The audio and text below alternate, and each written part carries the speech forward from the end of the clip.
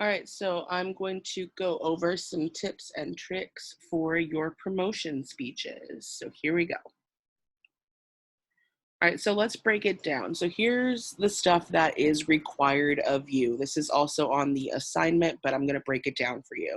So it needs to be typed. It needs to be typed in 12-point font. It needs to be black font, double spaced, and standard. So don't write this in wingdings or some alien font or text that looks like a comic book, okay? This needs to look professional. The speech needs to be 2 to 3 minutes long, not longer than that. It should be between 500 and 800 words, so that's approximately 1 to 1.5 pages. Your speech needs to engage and inspire your listeners from the start. So you need to hook them in when you start this off. So start with an anecdote. So think back to our comedy unit where we talked about anecdotes, a funny story, memory, quote, or even something about the unusual times that we're living through right now. I mean, going through a global pandemic during your eighth grade year is pretty engaging to talk about and something that everyone can relate to. So, don't focus on the negatives about it, but, at least you can maybe mention it.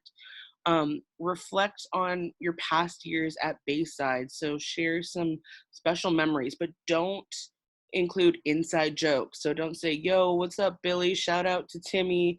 Those are my homies. No, you need to write for your entire audience because not everyone is friends with your homies. And it's going to be really awkward if you're just shouting out your friends, okay? You need to look ahead to the future, so high school, college, beyond. Don't focus on the negative. We don't need it to be a downer. We understand that, this is an unconventional year for you and that times are tough. So the last thing that we need right now is to have a bunch of really, really down and negative graduation speeches. Okay. So nothing like, wow, this is the worst time of my life. I mean, even if you're feeling super negative, now's not exactly the time to express it in a promotion speech. Thank your parents, your teachers, and friends for their support. Be creative. Consider using humor. Humor is great. And perhaps end it with congratulating the class of 2020. So hook people in, still be professional, but engage people. So engage them. Humor's good, something relatable. It's all good. Okay. So here's a tip. Number one, engage the listeners. You don't want to bore your audience. That's the worst thing. So grab them in with the hook. It could be a quote, it could be, I remember this one time, blah, blah, blah, blah, blah. Here's how I learned a life lesson. It could be part of a theme that you talk about. But inside jokes, those are awkward and alienating, so don't do that. Okay. Tip two, use everyday language. So be professional, but use words that are conversational enough to be relatable. Okay. Don't just go to a thesaurus and pick out the words that you think make you sound a little bit more esteemed. Okay. You could use a thesaurus, but be reasonable with your word choices, right? Don't use a bunch of excess slang as that could be confusing. So just be really intentional with your word choices. Again, it's okay to use a thesaurus, but make sure that people are going to understand what you're saying if you use the word, okay? Tip three, have a theme and a central message. So if your theme is time, you could circle back around to that and make an analogy for, how time has passed and keep that your central focus. Have a goal in mind with your speech.